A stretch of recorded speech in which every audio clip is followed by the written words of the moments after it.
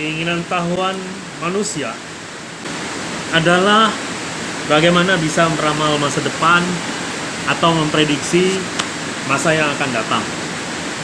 Apakah dia akan menjadi kaya, menjadi sukses, menjadi cerdas, berhasil membangun keluarga yang baik, dan lain-lain.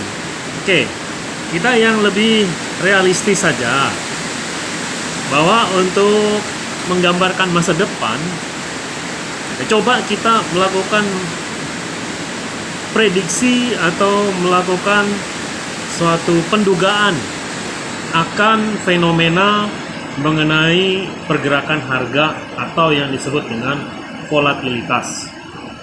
Nah, untuk menggambarkan pergerakan harga tersebut, orang-orang Jepang zaman kuno sudah menggunakan yang disebut dengan lilin atau candle, yang mana bentuk candle itu dinyatakan sebagai berikut.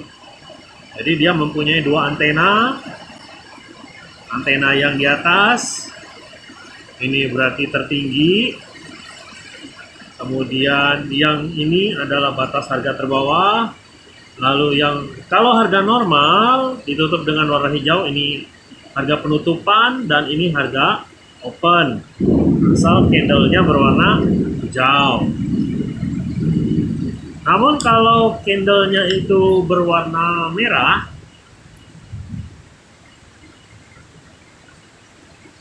sama, perbedaannya di sini bagian close, di sini open, oh terbalik.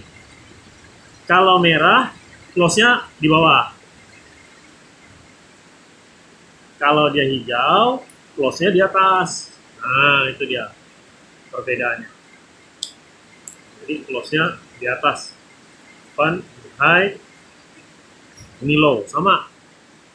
Perbedaannya, kalau di sini kebanyakan merah, nah sekarang jadi hitam, harganya itu lebih kecil. Jadi harga penutupan itu lebih kecil daripada harga open.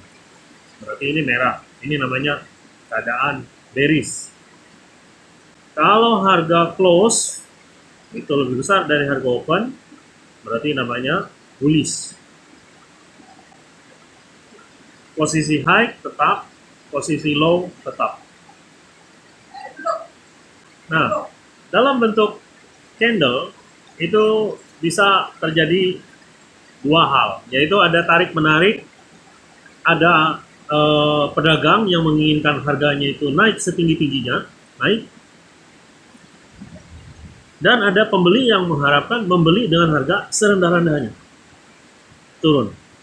Jadi kontraksi dari bentuk candle seperti ini, ada yang menjadi seperti itu, menjadi salib, kemudian ada yang menjadi hammer, kemudian ada yang terbalik, kemudian ada yang bentuknya tipis seperti ini, ada juga yang bentuknya tebal di atas, ada juga yang antenanya panjang ke atas tapi masih menyisakan low-nya di bawah. Nah, kalau ini kita lakukan dugaan atau asumsi, misalnya bentuk semula candlenya seperti ini H, ini open, katakan close, ini low, kemudian pembukaan berikutnya karena terjadi kontraksi lalu ditutup, bentuknya seperti ini.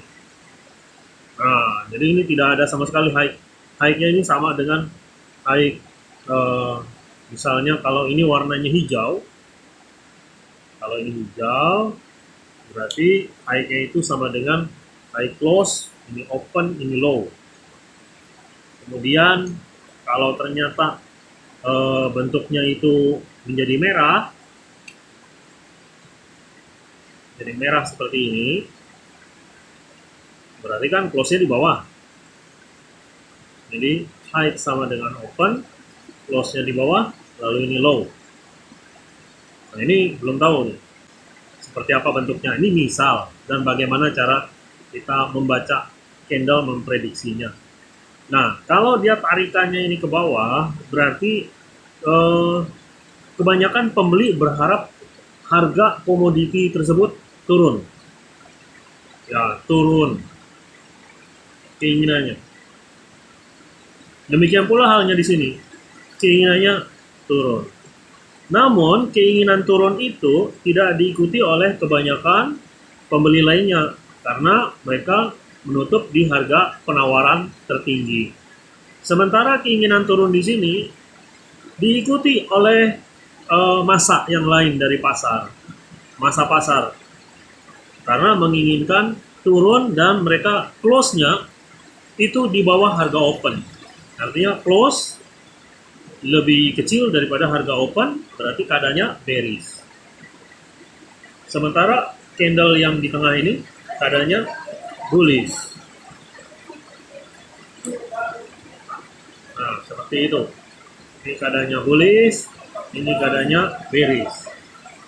Bagaimana prediksi besok? Wah, ini para pakar mengatakan kalau dia sudah bisa melihat 3 bentuk candle, maka candle keempat akan mengikuti seperti itu. Ya, bagi kita yang pemula, saya pikir kita tidak boleh atau kita jangan sembarangan mengikuti hal-hal seperti itu kalau kita belum begitu fasih. Nah, alangkah baiknya bagi investor pemula, terutama yang mencari komoditi dengan niat bahwa uang investasinya itu akan terus meningkat, maka mau tidak mau, di mana uang Anda bekerja, di sana juga hati dan pikiran Anda berpadu. Nah, misalnya terjadi keadaan candlenya seperti ini, dan warna yang terjadi adalah warna merah. Berarti ini candlenya candle bearish. Nah, kita tetap melihat keinginan bahwa high di sini sama dengan open dan close di situ ada di bawah low.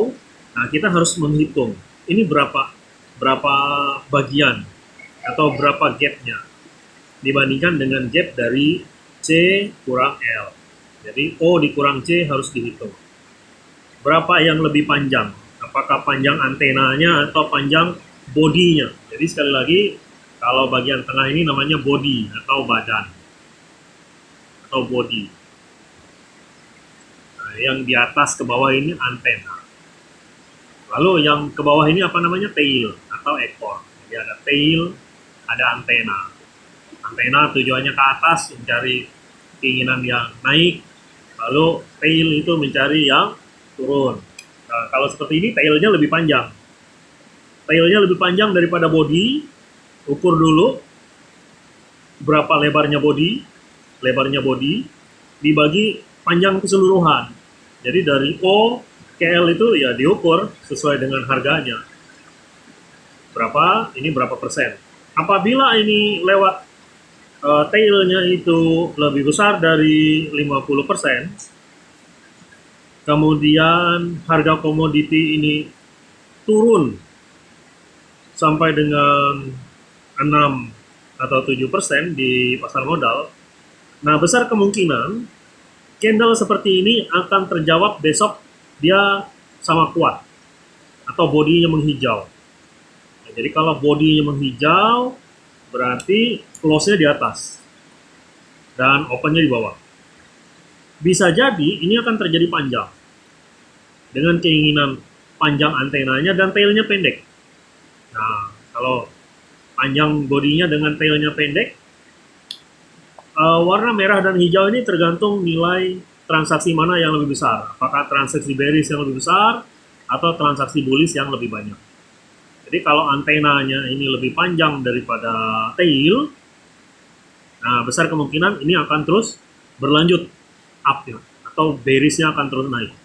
Namun kalau nanti bodinya itu menjadi pendek saja, besar kemungkinan harganya itu masih akan swing atau dia akan bergeser. Mungkin dia akan bertambah naik seperti itu bisa, atau dia ada di sini bisa, atau dia ada di antara itu juga bisa, atau malah besoknya dia turun dengan keinginan seperti ini. Nah, segala sesuatu bisa menjadi kemungkinan. Jadi tidak ada patokan yang kuat bagaimana untuk memprediksi hari esok. Sehingga sehebat-hebatnya orang bisa memprediksi keadaan, tetap kita harus mewaspadai sebagai bentuk kehati-hatian bahwa tidak ada suatu kepastian termasuk di dalam pasar modal itu sendiri. Nah, demikian belajar yang bisa kita lakukan dan saya contohkan dalam riset saya mengenai candle.